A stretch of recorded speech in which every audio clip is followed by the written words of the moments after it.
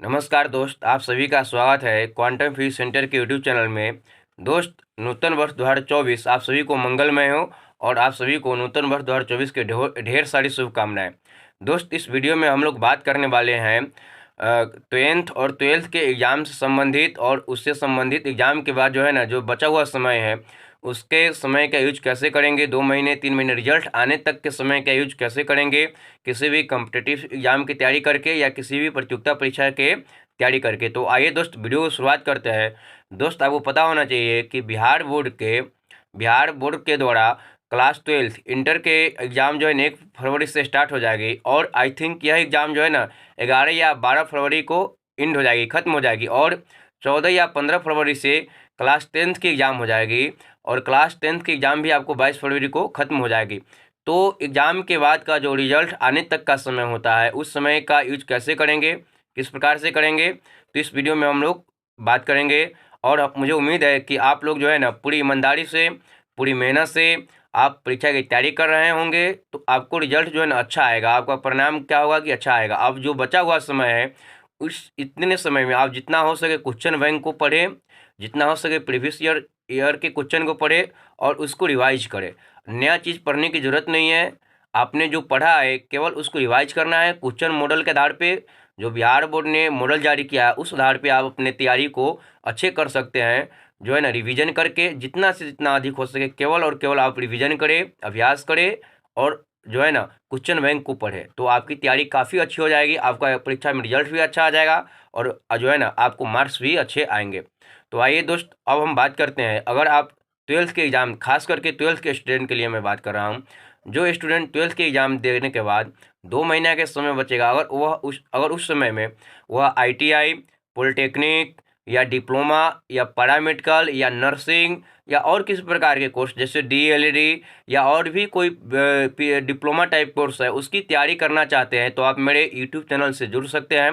इसमें जो है ना आपको सारी मटेरियल उपलब्ध होगी और आपको जो है ना इसके क्लास उपलब्ध होगी, आप जो है ना तैयारी कर सकते हैं। जैसे Bihar ITI, Bihar polytechnic, UP ITI, Delhi polytechnic, किसी प्रकार की पॉलिटेक्निक के या ITI के तैयारी करना चाहते हैं तो आप यहाँ से जुड़ सकते हैं। यहाँ तक कि आप DLED का तैयारी भी करना चाहते हैं या BEd के एंट्रांस का तैयारी भी करना चाहते हैं तो आप मुझसे जुड़ सकते हैं। चूँकि मार्च में आपको, मार्च से अप्रैल के बीच में आपको सारे फॉर्म आ जाएंगे और आपको जो है ना मई या जून तक आपको सभी का एंट्रांस जो है ना हो जाएगा। तो 2 से 4 महीने का समय मिलेगा तैयारी के लिए। इस समय में आप लोग अपनी तैयारी को अच्छा कर सकते हैं।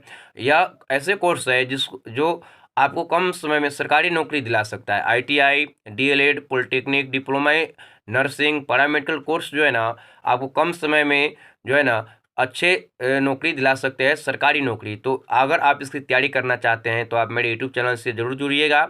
और अगर आप जो है ना उच्च शिक्षा में, हायर एजुकेशन में अपना करियर बनाना चाहते हैं फिर भी आप मुझसे जुड़ सकते हैं। चूँकि मैं आपको समय समय पर ऐसे टॉप कॉलेज के बारे में बताता रहूँगा और उसके एडमिशन प्रक्रिया के बारे में बताता रहूँगा।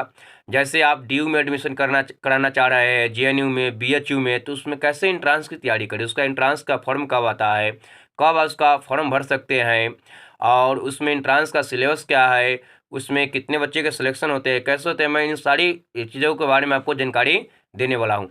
तो अगर आप लोग इससे इन विषयों में, हायर एजुकेशन में भी अपना करियर बनाना चाह रहे हैं तो आप मुझसे जुड़ सकते हैं।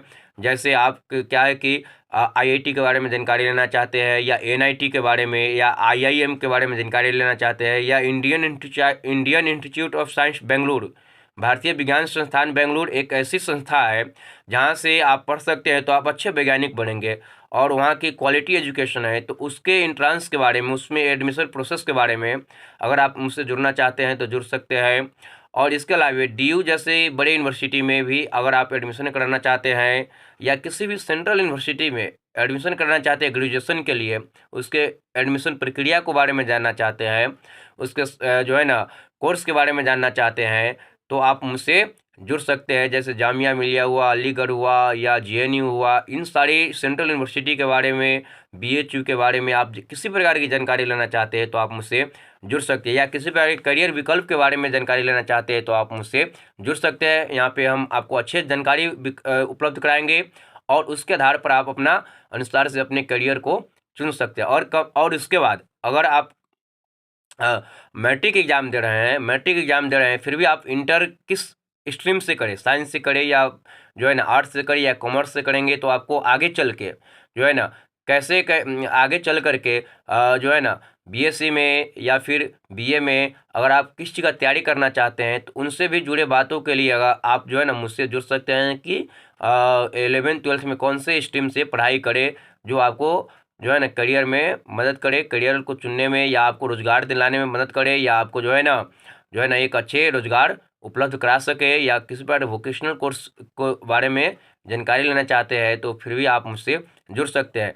तो दोस्त, यहाँ पर मैं सारे, जैसे आप किसी लॉ लॉ में एडमिशन कराना चाहते हैं, लॉ कॉलेज में एडमिशन कराना चाहते हैं, तो दोस्त इसके लिए आपको क्लेट का एंट्रेंस देना पड़ेगा। तो क्लेट के बारे में जानकारी लेना चाहते हैं, तो उससे भी आप जुड़ सकते हैं। कैट हो या मैट हो या फिर नीट हो, तो इन चीज़ों के बारे में आपको मैं समय समय पे जानकारी उपलब्ध कराता रहूँगा। तो दोस्त, इसी सूचना के साथ मैं वीडियो को समाप्त करता हूँ। अगर आप जो है ना अगर आपको यह वीडियो अच्छी लगती है और ऐसा लगता है कि आपकी जानकारी आपके जो है ना ज़रूरत के हिसाब से यहाँ पे जानकारी जो है ना कि पूरी हो जाएगी, तो आप मुझे क्या है कि यूट्यूब पे लाइक कर सकते हैं और क्या कर सकते हैं कि सब्सक्राइब कर सकते हैं। दोस्त, वीडियो कैसा लगा है मैं ज़रूर कमेंट करके बताइएगा, और एक बार जो है ना आप मुझसे जुड़ के देखिए। मैं उम्मीद करता हूँ कि आपकी सारी समस्याओं का हल जो है ना करने का कोशिश करूँगा। धन्यवाद। नए साल की ढेर सारी शुभकामनाएं।